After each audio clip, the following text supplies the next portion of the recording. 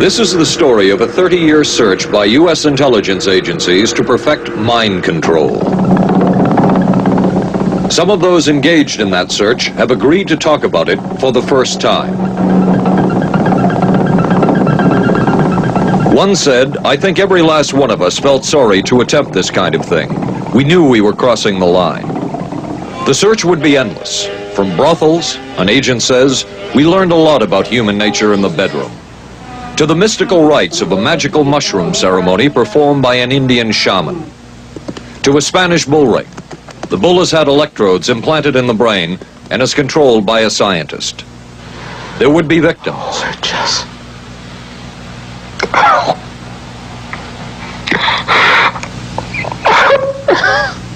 One intelligence agency tried to peel this man's mind back to reveal its deepest secrets. I'll live through it. This man worked on some of these programs. He would write of his work, "It was fun, fun, fun." This is the story of the search for mind control. ABC News Close-Up, Mission Mind Control. With ABC News correspondent Paul Altmaier.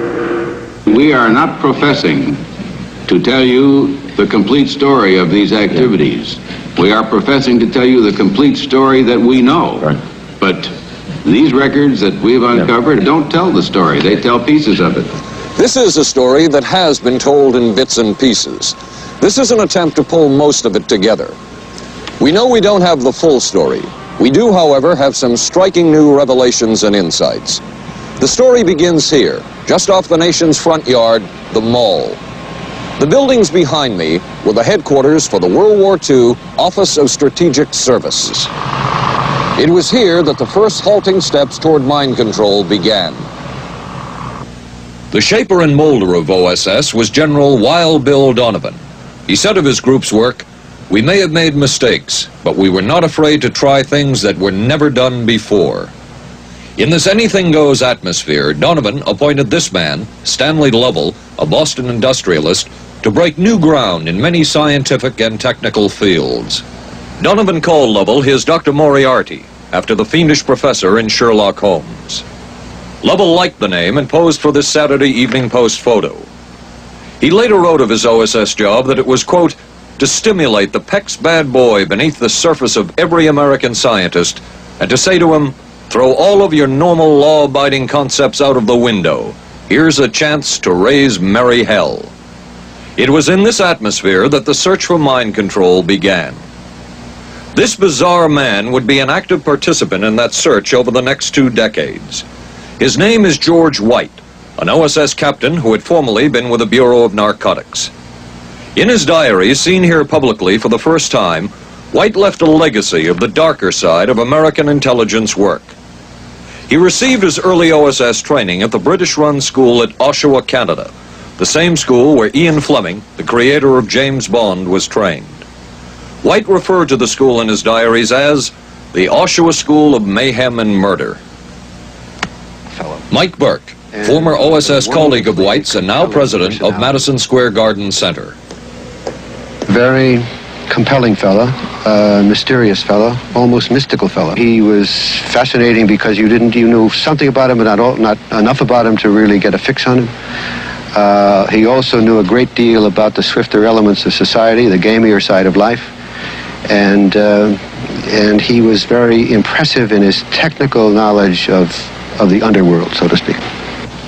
He said, one of our men gets beat up. He says, you have to act real fast and teach these guys a lesson. Charles Siragusa, a former narcotics officer and friend of White's. He'll come around, he says, and break your kneecaps. And with that, one guy laughed, and George would always have a little Billy with him. And this one guy saw us naked. George White turned around and whapped him across the neck with it.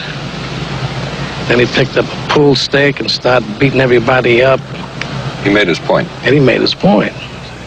George White was not a man of understatement or subtleties. His boss at OSS, Stanley Lovell, referred to him as deadly and dedicated. In this note from White's diaries, it says, "Call Lovell regarding TD." TD was a rather transparent cover for Truth Drug. George White worked with the Truth Drug Committee here at St. Elizabeth's Hospital in the nation's capital. They experimented with mescaline, scopolamine, and marijuana on unwitting victims. The committee soon learned there was no easy panacea, no truth drug at this stage. But White and later colleagues would not stop trying. The goal remained the same. As this 1952 CIA memo says, the aim is controlling an individual to the point where he will do our bidding against his will, and even against such fundamental laws of nature as self-preservation. But it was a discovery here in Basel, Switzerland, at Sandoz Laboratories by Dr. Albert Hoffman, that led the intelligence agencies of America to believe that they had found the panacea.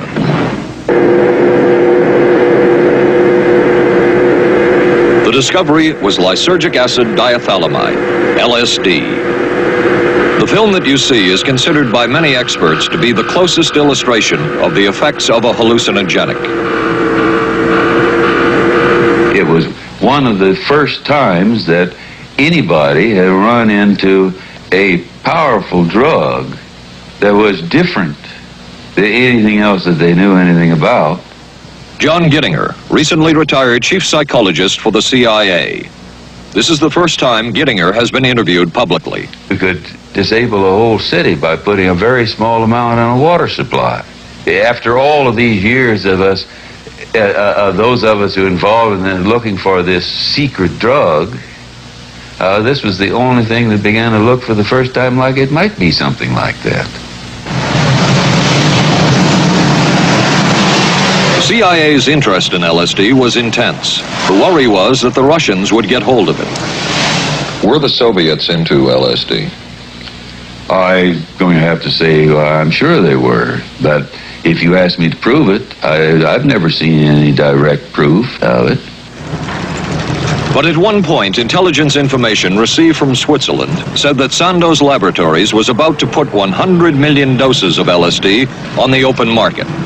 And it caused enough concern within the agency that the United States was prepared to buy the entire supply. However, a slight mistake had been made. The mistake is made public for the first time.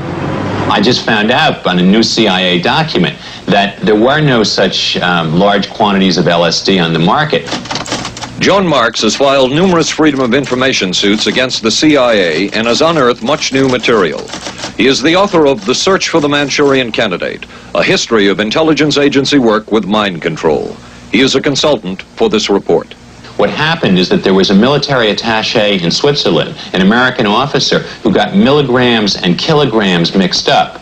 In other words, he made a mistake of thinking 1/1000th of a gram was the same as 1,000 grams, which is a mistake of 1,000,000 times. So when the CIA got the intelligence that there were 100 million doses on the market, in fact, there were 100 doses. The man who would oversee the CIA's research into drugs and most of the agency's behavior programs is this man, Dr. Sidney Gottlieb, a chemist. Dr. Gottlieb declined ABC News' request for an interview. In their never-ending search for the miracle weapon, CIA operatives searched here in the remote mountain areas of southern Mexico for what up to then had been considered a myth, magic mushrooms. They used this man, a part-time chemist for the CIA, to dupe this man, a vice president of a bank and an amateur mycologist or mushroom expert, to try to get to the magic mushrooms and turn them into a drug. But it would be the amateur, R. Gordon Wasson and his colleagues, who would win the race and develop the drug psilocybin from the magic mushrooms.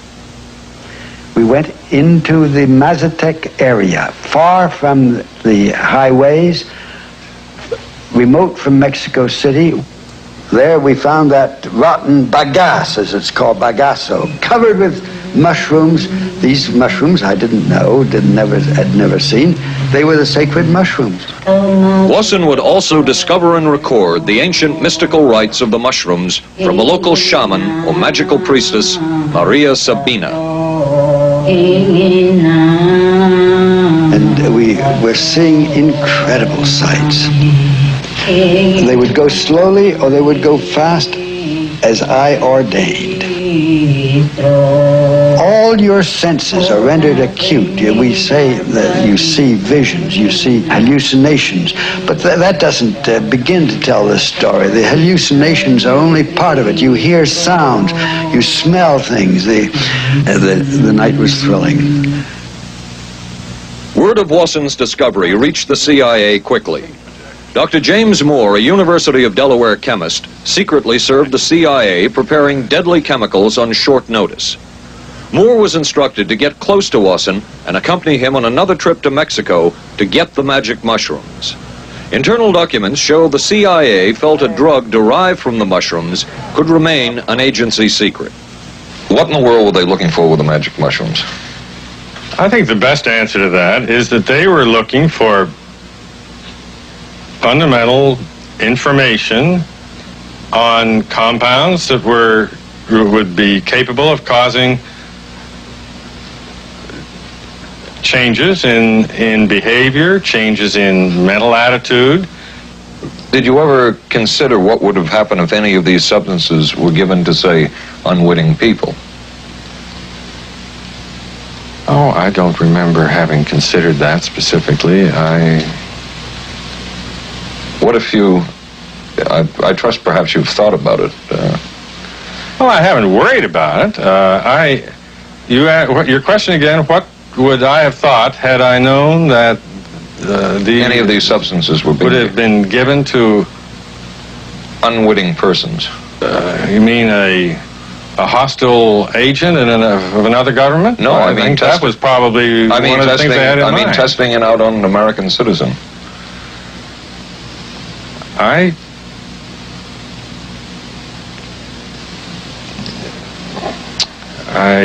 guess I must seem very, very cold-blooded about this, but I don't recall ever having been very much preoccupied with that issue. But many drugs were tested in this way. A decision was made at the highest levels of the CIA to do testing on unwitting Americans. As one CIA document says, such testing would be operationally realistic.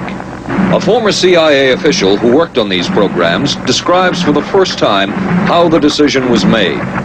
He did not wish to be filmed or recorded. Thus his remarks are read by someone else. I think every last one of us felt sorry to attempt this kind of thing. We knew we were crossing the line. Every decent kid knows he shouldn't steal, but he does it sometimes. We knew damn well we didn't want anyone else to know what we were doing. The decision was made to do testing on unwitting victims. It was decided they should be on the fringes of society because they were most vulnerable. It was the borderline underworld, prostitutes, drug addicts, and other small-timers who would be powerless to seek any kind of revenge in case they found out. And as their predecessors had a decade earlier, the CIA turned to George White for help. White was now a high-ranking narcotics official, and by this time the stories about George White were legendary. So the waiter says, "You may help you, monsieur?" And George White was busy talking with me. Paid no attention to the waiter, so the waiter tapped him on the shoulder, says, "May I help you, monsieur?" George White turned around, whipped his gun out, and stuck it in the guy's face like this in this crowded restaurant. George White did not mind bending the law, and he knew the street well. He was the ideal choice for what the CIA had in mind. We were Ivy League, white, middle class. We were naive, totally naive about this, and he felt pretty expert. He knew the whores, the pimps, the people who brought in the drugs. White set up so-called safe houses for the CIA in New York, here in Greenwich Village, and later in San Francisco, in this hotel, and in an apartment atop Telegraph Hill with a commanding view of San Francisco Bay. While the existence of these safe houses was disclosed last year, details of what took place within them has not been told. A former CIA official who worked in the safe houses reveals that they were used not only for drug testing, but to study sexual behavior and how it could be used to manipulate people. We did quite a study of prostitutes and their behavior. How do you take a woman who is willing to use her body to get money out of a guy to get him to talk about things which are much more important, like state secrets? We learned a lot about human nature in the bedroom. We started to pick up knowledge that could be used in operations. There would be victims in all of this, but as the agency knew, they couldn't fight back. Some entries from George White's diaries. Clarice gets horrors. Janet, sky high. As one agency memo says, we have no answer to the moral question. The safe houses were not the only testing grounds. Millions of dollars would be spent on LSD research at universities throughout the country. And word would begin to spread on campus about this so-called mind-blowing drug. And suddenly, there was the counterculture of the 60s. I give the CIA a total credit for sponsoring and initiating the entire consciousness movement, counterculture events of the 1960s. Dr. Timothy Leary, the 1960s Johnny Appleseed of LSD. The CIA funded and supported and encouraged hundreds of young psychiatrists to experiment with this drug.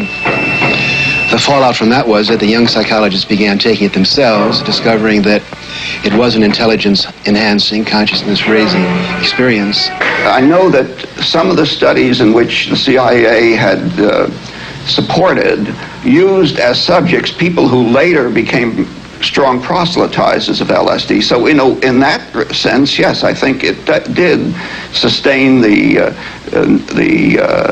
perpetuation of the use of the drug. And it's rather ironic, isn't it? The counter case that I would make in relationship to that is to remember that the people who were doing the research were people who would be doing the research regardless of who was the sponsor.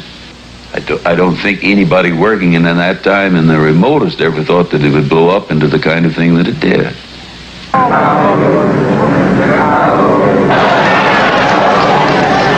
History will judge the role of the CIA and other intelligence agencies in unwittingly contributing to the counterculture of the 60s through their intense interest in LSD and other hallucinogenics.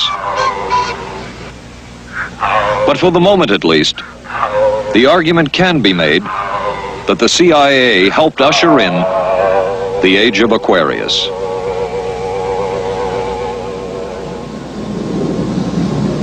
Covering a span of history such as we are in this report, one can get sidetracked by the so-called glamour and mystery of espionage work or by the exotic qualities of some drugs. But what you can't lose sight of is what all of this would mean in terms of individual human beings. There would be deaths, there would be long-lasting and harmful effects. The best-known case is that of this man, Frank Olson, a chemist employed by the Army Chemical Corps, who in 1953 was slipped LSD unknowingly at a meeting with CIA officials. Shortly after that, Olson went into severe depression. He ended his life at this New York hotel by diving through a shaded closed window in his 10th floor room. Frank Olson was the first known fatality in the CIA's LSD program.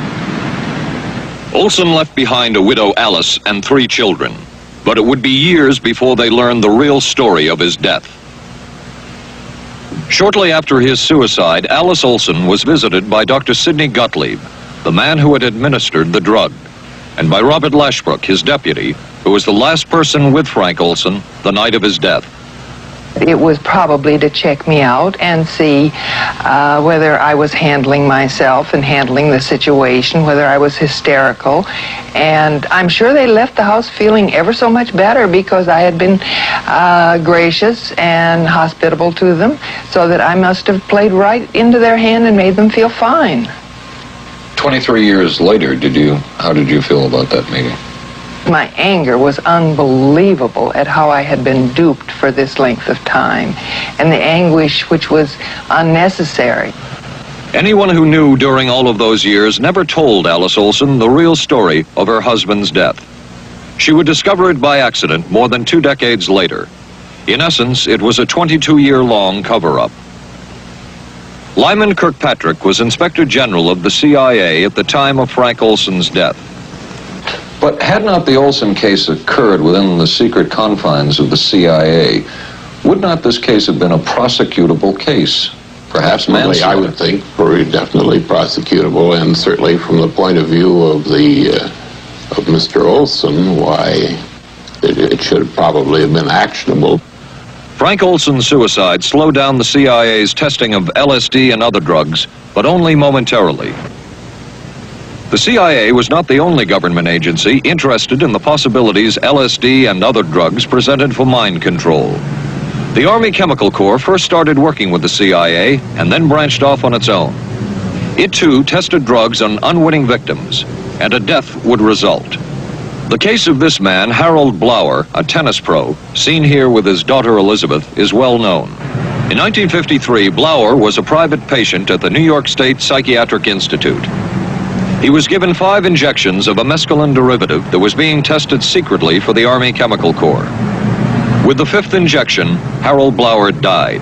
As with the Olson case, a 22-year cover-up followed, until finally the Army admitted the real details of Blower's death.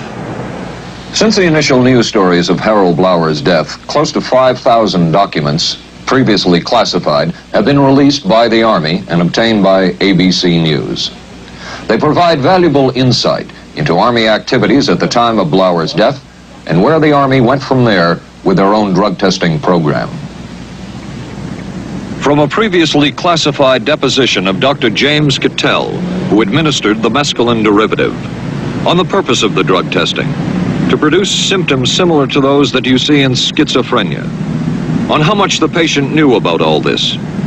We didn't delineate all the possibilities of what might happen because then you contaminate your experiment. Cattell then relates that he never even knew what drug he had given Harold Blower because of the secrecy of the Army experiments. We didn't know whether it was dog piss. This was secret. This was a secret. We weren't in on it. We asked Blower's daughter Elizabeth for her reaction. What? How can anybody react to that? I mean, it is so far from what you'd expect from a human being, never mind a doctor, never mind a professional specialist who's supposed to care about people's minds. It's unbelievable. A suit filed by Elizabeth Barrett against the Army Chemical Corps is now pending in federal court. Other Army experiments continued on mental patients around the country. Work done at the Tulane Medical Center in New Orleans involved several drugs, hallucinogenics, and electrodes implanted in the brain. The chief researcher was Dr. Russell Monroe, now head of the psychiatry department at the University of Maryland. These are various progress reports written by Dr. Monroe and recently obtained by ABC News. From one of the progress reports, a report of a woman who had electrodes implanted in the brain and was then given LSD and other drugs. She became agitated, cried, lapsed into a trance-like state.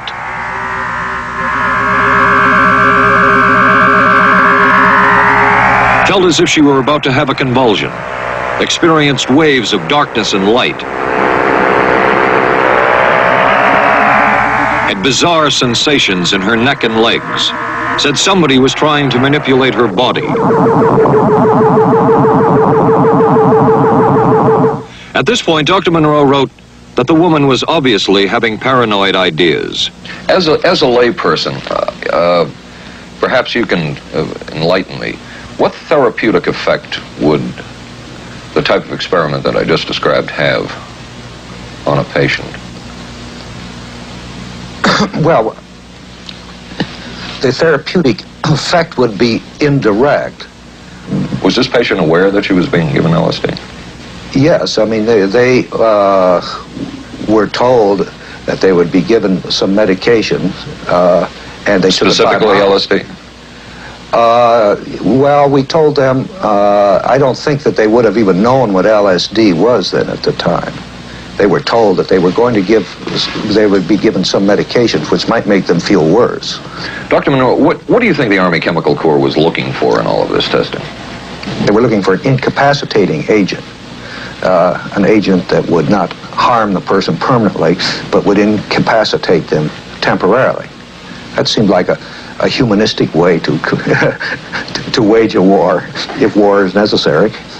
When James Thornwell was given LSD by Army intelligence in 1961, this time it was no experiment. This time the express purpose was to peel back Thornwell's brain to bear any secret within it. This time the Army had gone operational. Thornwell, as reported on ABC last January, was an Army private stationed in Orléans, France. Classified documents were missing from his unit. Thornwell became a suspect. His 2.5-month interrogation included administration of sodium pentothal, hypnosis, isolation, and deprivation of sleep. Army documents obtained by ABC News refer to this interrogation as conventional. Despite this severe questioning, Army intelligence was getting nowhere with Thornwell, and it was decided to slip him LSD. For 16 years, Thornwell never knew what had hit him. Tell me about the acid. I'd rather not. It's a bad trip. It's a bad trip. That was a bad trip. The pain was so excruciating. Felt like somebody was sticking me with 1,000,000 pins. You know, just everywhere. Oh, it just...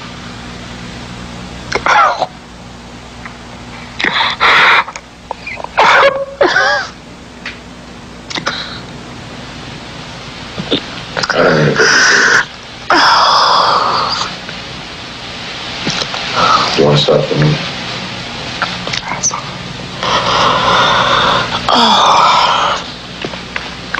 I walked around. You want to stop? Oh, I can talk. I lived through it. I lived through it. I lived through it. No charges were ever brought by the Army against Thornwell. He was discharged for psychological disorders. But an Army psychiatric evaluation of Thornwell obtained by ABC News, one which was done prior to Thornwell having been given LSD, says of him, fairly cooperative, oriented, alert, and gave no evidence of psychosis or depression. From the Army's point of view, this type of LSD interrogation was a success. Other documents refer to the exploitability of interrogation subjects, cracking them, keeping them off balance mentally, and providing an economical, speedy, and productive aid to interrogation. From James Thornwell's point of view, it was no success. Thornwell still has serious problems. He's run through 2 marriages, he maintains he can't hold a job, can't concentrate, has nightmares, and feels socially and emotionally isolated. Last fall, Thornwell filed suit against the government in federal court. In a moment, we will examine the closest experimentation to brainwashing that we have uncovered. By far, the most chilling experiments we have uncovered took place at this Gothic estate called Ravens Crag, halfway up Mount Royal in Montreal. It houses the Allen Memorial Institute of Psychiatry of McGill University. It was here that the CIA funded a series of experiments, severe experiments. The work was done by the Institute's then director, Dr. Ewan Cameron. It is the closest experimentation to brainwashing yet disclosed. His work, unprecedented in psychiatry, consisted of 3 areas which he called sleep therapy, psychic driving, and the ultimate depatterning. Dr. Maurice Dongier, current head of the Allen Memorial Institute. In his psychic driving, so-called type of therapy, he would give the patient intensive electric treatment in order to make the patient regress deeply, become forgetful, and then he would attempt to implant new ideas in the mind of the patient. Now, to a layman, it would appear that Dr. Cameron was trying to take the slate and wipe it clean, the slate being the mind. In other words, brainwashing. Exactly, that's a very good comparison. Brainwashing. Yes, if you like. Val Orlico of Winnipeg, Canada, the wife of a member of the Canadian Parliament, was a patient of Dr. Cameron's. She entered the Allen Memorial Institute because of severe depression. She describes for the first time publicly the LSD therapy and psychic driving treatment that she was given by Dr. Cameron. And then the drug began to take hold very rapidly because it was an IV injection. And things became very furry and very frightening, and had a lot of sensations that it's very difficult to recall. Nobody explained it to me. Nobody ever asked me if I was willing to do it or anything. He had this feeling that he would be able to get through the resistance of illness and to reach deep changes very quickly. Did he? I don't think that when you look at that in retrospect, the hopes that he had have been in any way fulfilled. But Cameron would plunge on. The next step was what he called psychic driving. This involved almost endless tape-recorded messages and more drugs for the patient. Cameron wrote that this was the way to make direct controlled changes in personality.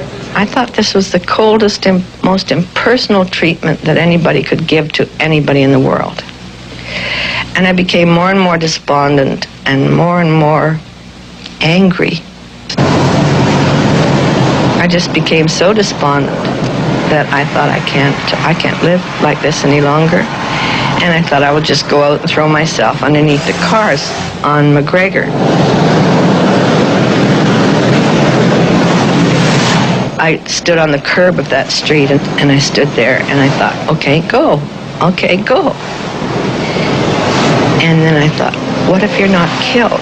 What if you're just maimed? What if you don't die and you live and you can't even talk anymore? And I couldn't do it. The most severe technique Cameron used was de-patterning.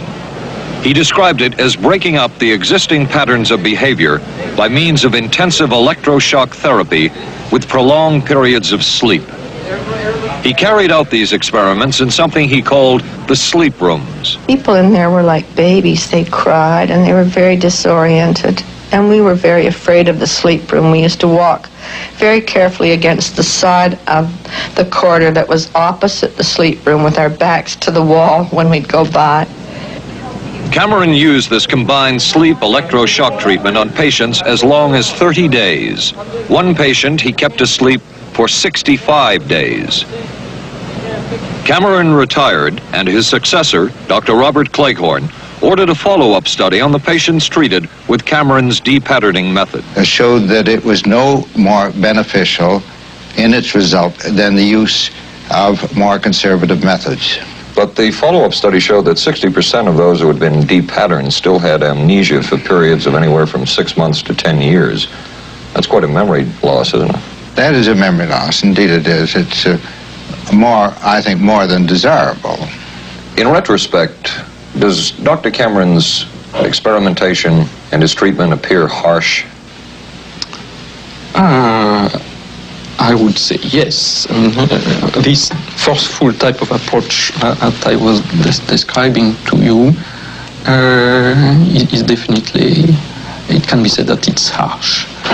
I wouldn't call it harsh. I would say it was harder on the staff than it was on the patients, because these people had to be fed and they had to be cared for and they had to be given sufficient fluid and food and toileted and so on and so forth. It was a very difficult thing for the staff to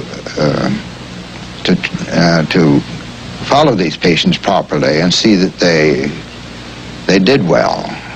Well, I'm glad he was concerned for the staff. But damn it all, I wouldn't.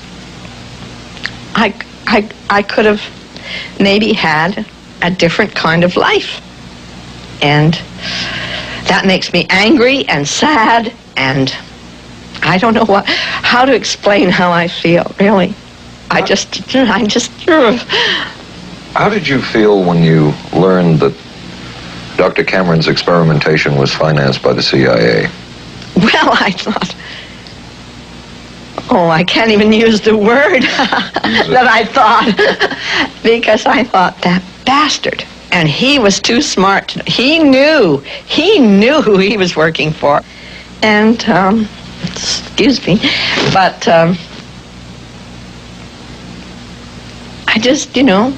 I just can't, sometimes I can't believe it. And yet I know it's true. If you had the opportunity to say something to the people at the Central Intelligence Agency who financed this study, what would you say? I realize the CIA is a very important organization and they have a very important job to do. But God, it surely doesn't have to be done on people who are totally incapable of knowing what's happening or having any defense against it. And I can't imagine the mentality of people who would do this. I just can't. As for Dr. Cameron, he died in 1966 while mountain climbing. A colleague wrote of Cameron, "For him the ends justified the means, and when one is dealing with the waste of human potential, it is easy to adopt this stance." Dr. Cameron seemed ideally suited for what the CIA had in mind. It was the Cold War, and especially the trial of Joseph Cardinal Mindszenty, who was forced to testify in a Hungarian court that he was a spy. And then later, the Korean War, were the coerced and mainly fraudulent confessions of American servicemen. My information took place on the... That would spark intense interest in intelligence circles about brainwashing. The CIA secretly commissioned a study of communist brainwashing methods at the Cornell University Medical Center. A leader of that study was Dr. Lawrence Hinkle. He explains first the Russian method of controlling and breaking a person. Absolutely isolated from everyone else, with one man whose job it is to get you to write the extent to which you are a criminal. In this setting, you can get people to do most anything, do you see? Because you don't have to lay a hand on them. And by the time you get through and you go up before the judge, the fellow says, "Were you a spy?" He says, "Yes, I was a spy." The Chinese never really had this kind of a state police system. They would get him in, and all this fellow does is ask you to write, rewrite, and talk to him about your whole life. He graduated from pilot training in 1949. While the purpose of the study was to find out about communist brainwashing techniques, CIA documents show that the agency was interested in developing mind control methods of its own, to precondition and control Chinese living in this country to be sent back to their homeland as CIA agents. What do you think they were looking for? Well, I think they weren't looking for agents or anything like that. Yet the agency's perception of the work you were doing, in CIA documents we have examined, it says that the project that was being done here, they intended to use everything learned about the new agents to induce them to, quote, to perform acts of a complex, purposeful nature. Yeah, but that was never done. The effects of which may be out of keeping with the individual's previous sort behavior. of thing was never done. Those people were not, that was, when they first came here, the first people they sent up to see us, you see, were operational type people from the CIA with some rather wild ideas. Okay, this is their perception of it, if I could just continue. No, it wasn't their perception of it either. No, it wasn't. Dangerous to his being, contrary to any previous consciously expressed intentions and interests, contrary to the good of the individual, and subversive to the goals for which he is consciously working. I understand all this talk.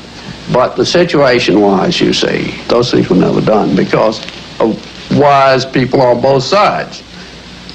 We were not able to do this nor interested in it. They were, though. Some of the low-level people were, but the high-level people were not, to tell you the truth. But documents clearly show that the CIA was attempting to develop agents over whom they had as much control as possible. Agents who would perform tasks contrary to their own good.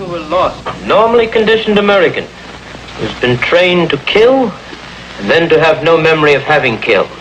His brain has not only been washed, as they say, it has been dry cleaned. Is a Manchurian candidate, controlled by others to do things against his will, possible? It was a remarkable film because, as far as I'm concerned, it made something totally impossible seem absolutely credible. I would say the answer is yes, but there are many qualifications to that. Dr. Milton Klein, a psychologist, a clinical and experimental hypnotist, and unpaid consultant to the CIA. The qualifications would be the subject selected to produce the kind of behavior that you wish, the amount of time, the procedures that are utilized, and the motivations of the people who are designing, executing, and administering the procedures. You're asking whether an individual can be, under hypnosis, influenced, coerced, persuaded, shaped to perform an antisocial act, or a destructive act, or an act of violence? My answer would be yes. Captain Marco, will you be good enough to lend Raymond your pistol, please? Yes, ma'am.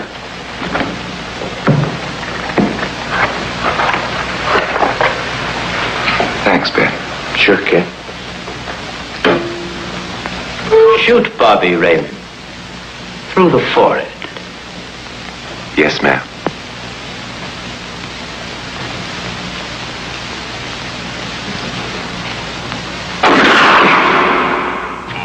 How valuable a tool can hypnosis be in the intelligence field? None whatsoever. It has absolutely no use because nobody's ever been able to do that I know of, do it in an operationally feasible way.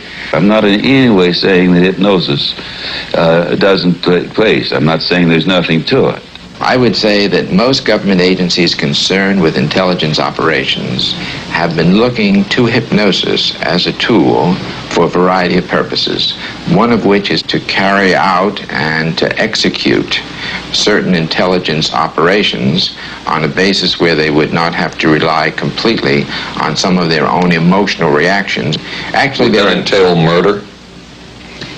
It could, if you consider that an act of killing someone under circumstances of war is murder. I think one has to define what that means. Under circumstances of peace. Under circumstances of peace, it would be murder. Another former CIA agent says that Fidel Castro at one time was considered as a possible target for a Manchurian candidate. Castro was naturally our discussion point. Could you get somebody gung-ho enough that they would go in and get him? But if you have 100% control of a guy, you have 100% dependency. If something happens and you haven't programmed it in, you've got a problem.